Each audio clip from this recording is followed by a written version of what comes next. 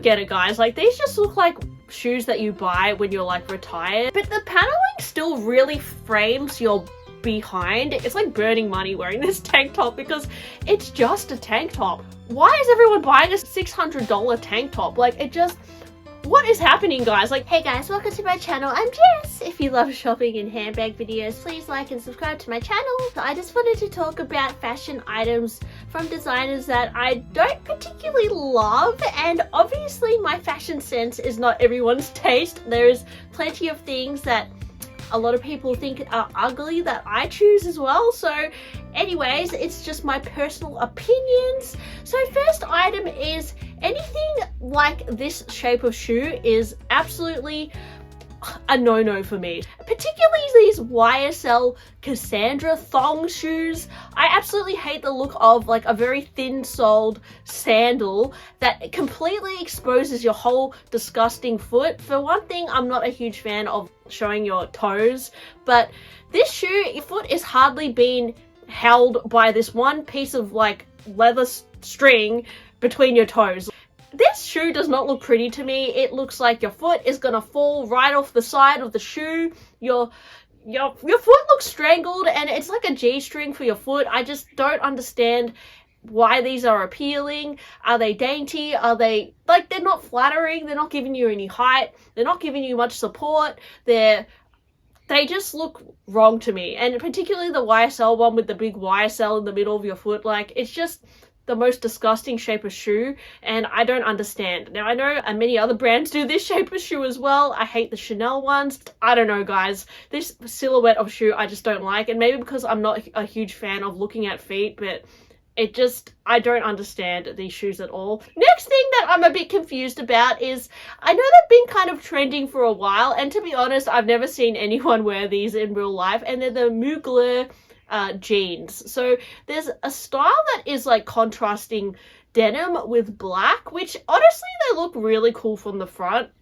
They have all this awesome paneling, but the thing I don't understand is how are you supposed to go out in public and wear these, guys? Because your butt is completely like exposed. Like, you've got this big G-string like going right up your butt. I don't know. G-string shoes, G-string jeans, I just don't understand. I think, honestly, to like the club or like a party, I get it. These will look pretty cool at a party, like a disco party, I don't know, or like a music festival or something. But in your everyday life, like running errands in the shopping center, I don't know if these are completely appropriate, and I feel like kids and older people would probably want to close their eyes when you like turn around and see your butt is like exposed.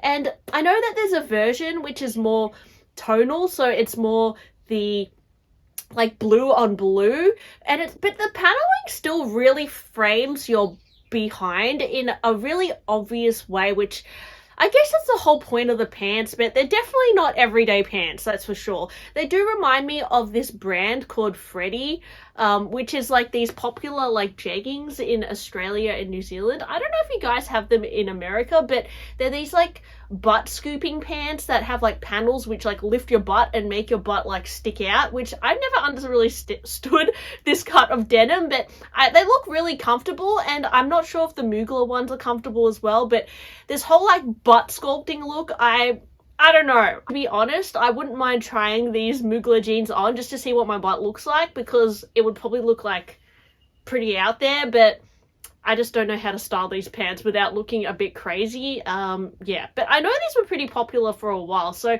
let me know, guys, if you ever see people wearing these in real life, and maybe I'm just like, I don't know, maybe I just am being too conservative here with this idea, but I just feel like these are kind of a bit too crazy for me, even for me, guys. Next thing, which I don't understand the hype around, is the Loro Piana loafer shoes. These are like apparently like selling out everywhere. They're these like suede loafer things which are in line with the quiet luxury trend. And to me, like, I don't get it, guys. Like, these just look like shoes that you buy when you're like retired, or if you have foot problems, which, you know, nothing wrong with that. Like, I understand comfort. Honestly, comfort shoes, I love them as well. But the price that these shoes are, like, you could just go to like a comfort shoe store like Clark's or something and buy some comfortable mature lady shoes. Like, these look like shoes that I would buy when I get like into retirement or something. Like, I don't understand why young people are buying this pair of shoe that is very underwhelming to look at. I know, I understand it is quite luxury, and maybe I just don't understand that, but particularly the loafers, like there's another style which has like the little grippy things underneath. Like, this is just so comfort shoe brand. Like, it is not trend. I don't understand, guys. Like, this is not fashionable. This is like a practicality shoe, but for some reason it's become on trend. But this, to me, quiet luxury is not a trend, guys. Like, this is just like subtle basic clothes. Like, I don't understand why it's a trend, but people who are usually very fashion forward and fun are like buying these like grandma shoes, and I really don't understand. So anyway, I don't know. I really don't understand the hype around these. Maybe because they're extremely comfortable. I don't know, guys, but you can get comfort shoes from many other places, not have to spend this price. Also, guys, I know there's a trend towards these like skinny tank tops, which honestly I kind of like that trend. I do have a few tank tops that are shaped like this as well, but I don't think you have to pay Loewe tank top money to achieve that look. And there is a very popular Loewe tank top that has been trending for a while, and it's $600, and it has a little anagram logo here.